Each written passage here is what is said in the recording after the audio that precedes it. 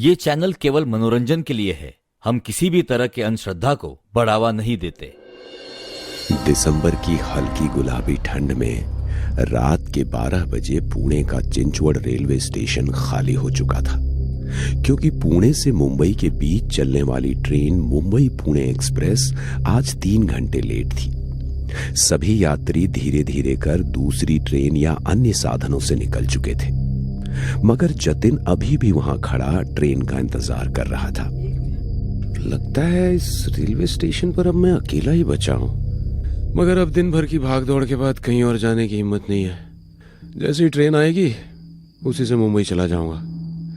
खुद से बातें करते हुए जतिन प्लेटफॉर्म पर इधर उधर देख रहा था। फुट ओवर ब्रिज की सीढ़ियों के नीचे कुछ भिखारी सो रहे थे। तभी एक भिखारी उसके पास आया और बोला, इस वक्त तुम यहाँ क्या कर रहे हो? यहाँ अभी कोई ट्रेन नहीं आने वाली है। मुंबई पुणे एक्सप्रेस आने वाली है, वो जो 3 घंटे लेट है। अच्छा, वो ट्रेन रात के वक्त उस ट्रेन में सफर करोगे? अपना ध्यान रखना, किसी अनजान से बात मत करना। उसकी रहस्यमयी बातें जतीन को कुछ अजीब लग रही थी। वो सम्मोहित सा उस भिखारी को देख रहा था। उसे होश ही नहीं था कि ट्रेन आ चुकी थी। वो उससे कुछ बोल पाता उसके पहले ही ट्रेन चलने का सिग्नल हो गया। हॉर्न देती हुई ट्रेन ने गति पकड़ ली थी।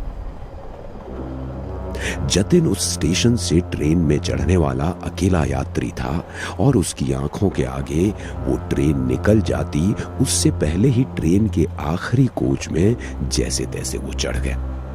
उसने दरवाजे से भिखारी की तरफ देखा तो वो भिखारी अभी भी रहस्यमय तरीके से मुस्कुरा रहा था।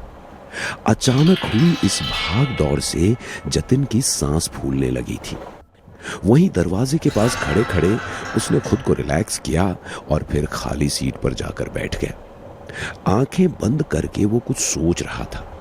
खिड़की से बाहर की ठंडी हवा उसकी रूह को सुकून दे रही थी। तभी उसे एहसास हुआ कि कोई उसके करीब तेजी से सांसें ले रहा है। उसने आंखें खोलकर देखा तो उसके पास कोई नहीं था। यहां तक कि पूरा कंपार्टमेंट खाली था। पुणे मुंबई चलने वाली ट्रेन में कभी पैर रखने की भी जगह नहीं होती। उसका खाली कंपार्टमेंट जतीन के मन में बेचैनी पैदा कर रहा था। वो अपनी सीट पर से खड़ा हुआ और कंपार्टमेंट में नजर घुमाई तो दूसरे दरवाजे के पास वाली सीट पर एक व्यक्ति बैठा हुआ था। उसे देख जतिन की सांस में सांस आई। वो उसकी पास वाली सीट पर जाकर बैठ गया। वो व्यक्ति जतिन को देखकर रहस्यमय तरीके से मुस्कुराने लगा, मगर उसकी आंखों में एक सूनापन था। शायद लेट हो जाने की वजह से ट्रेन पूरी खाली है। वो व्यक्ति जतिन की ओर देखता रहा और कुछ नहीं बोला। ये बात जतिन को अजीब लगी। वो आंखें बंद करके दोबारा बैठ गया, मगर उसे अजीब सी बेचैनी होने लगी। वो खिड़की से बाहर देखने लगा। बाहर धूप अंधेरा था। ट्रेन चल के काफी देर हो गई थी, मगर कोई स्टेशन नहीं आया। ये बात जतिन को हैरान कर रही थी। क्या देख रहे हो कि अभी तक कोई स्टेशन क्यों नहीं आया? जतिन हैरान हो गया कि उसे कैसे पता चला कि जतिन क्या सोच रहा था। क्या सोच रहे हो? मुझे पता है कोई स्टेशन नहीं आया है और नहीं आएगा। तुम गलत ट्रेन में चढ़ गए हो। गलत नहीं, मैं तो सही ट्रेन में चढ़ा था। क्या तुमने गौर किया? तुम्हारे अलावा इस ट्रेन में कोई और क्यों नहीं चढ़ा? ये पूरा कंपार्टमेंट खाली क्यों है?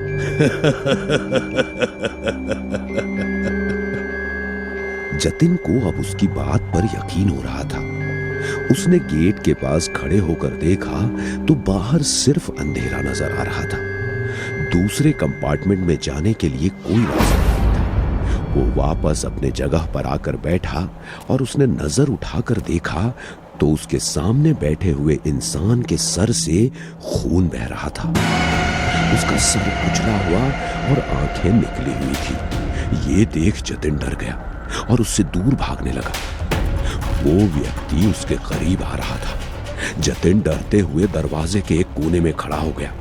उसकी आंखें बंद थीं। तभी उसे अपने कंधे पर किसी के हाथ का एहसास हुआ। उसने आंखें खोली तो सामने वही व्यक्ति नॉर्मल तरीके से खड़ा था। क्या हुआ? इस तरह क्यों चीख रहे थे? कोई दिक्कत है? वो अभी मैंने, अरे आपका चेहरा तो ठीक है, अभी तो खून बह रहा था। अरे वो खून, वो तो बरसों पहले मुझे चोट लगी थी, उसके कारण तुम्हें नजर आया होगा। बरसों पहले की चोट का खून अब? हाँ, करीब 20 साल पहले इसी ट्रेन से सफर कर रहा था मैं। उस दिन भी ये ट्रेन लेट हो गई थी। प्लेटफॉर्म पर मेरे साथ 1-2 पैसेंजर ही थे। मैं ट्रेन में चढ़ा तो मेरे पीछे कुछ शराबी भी चढ़ गए।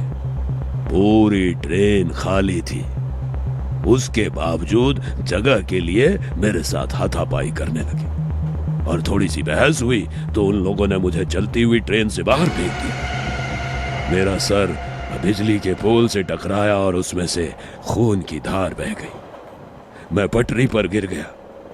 इसके पहले कि मैं खुद को संभाल पाता, एक ट्रेन धड़धड़ाते हुए मेरे ऊपर से गुजर गई। तब से मैं इस ट्रेन में उन लोगों को तलाश रहा हूं। न जाने कब मेरी तलाश पूरी होगी।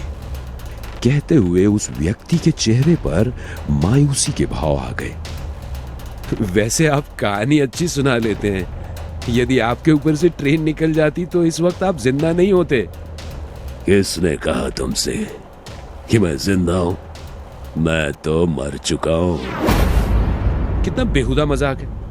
मुझे इस तरह का मजाक बिल्कुल पसंद नहीं है।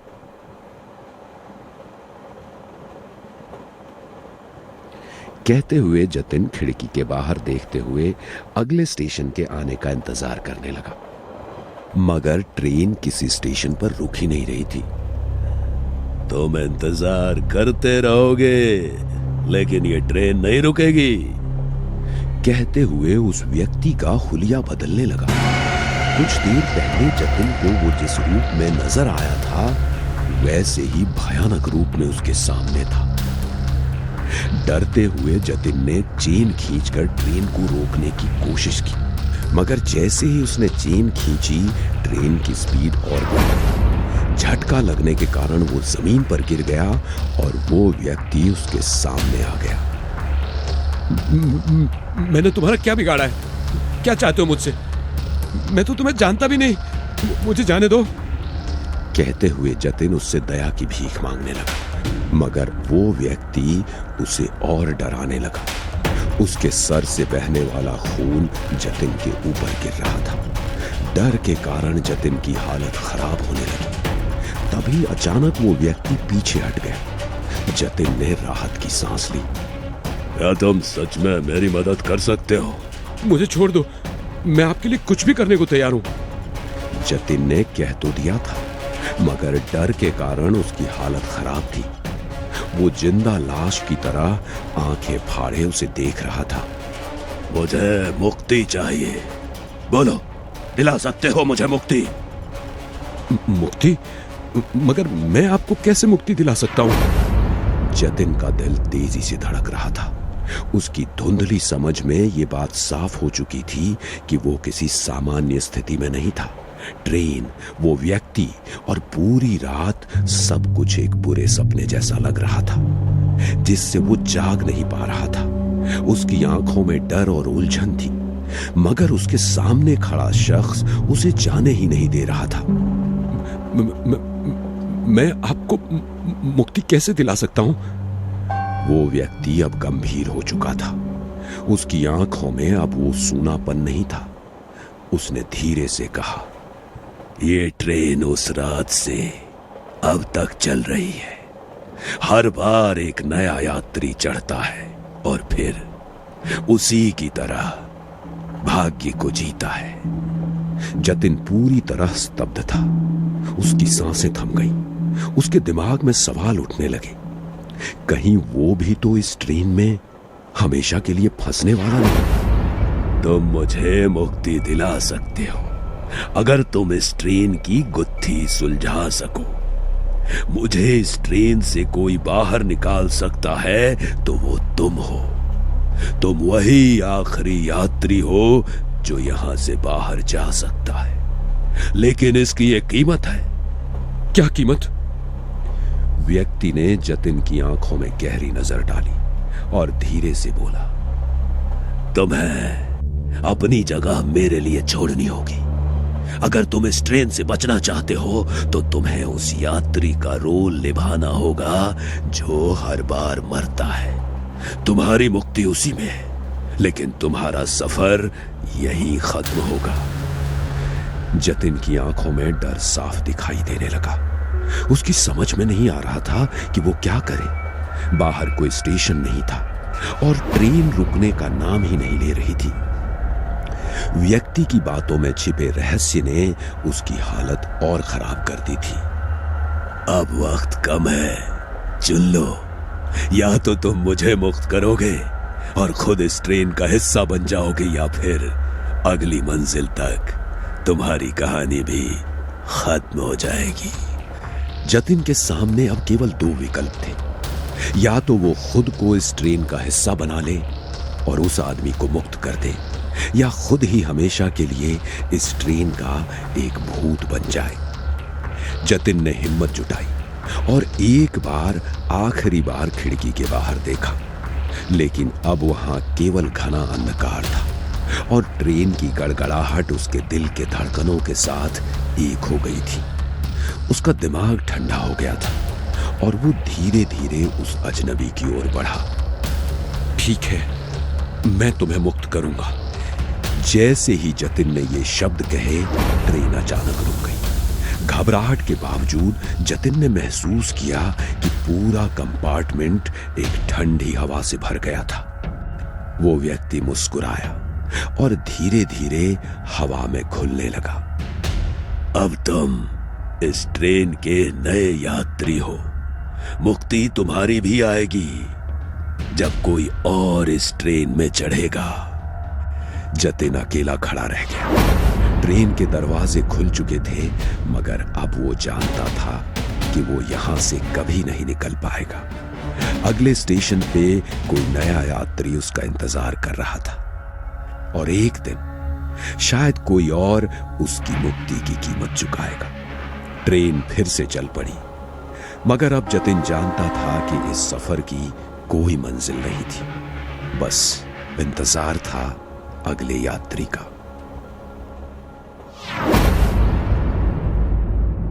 हेलो दोस्तों, हमारे गेमिंग चैनल को भी सब्सक्राइब कर लो, जहां हम लाइव आते हैं और आप भी हमारे साथ लाइव गेम खेल सकते हैं और चैट कर सकते हैं। गेमिंग चैनल की लिंक डिस्क्रिप्शन में है।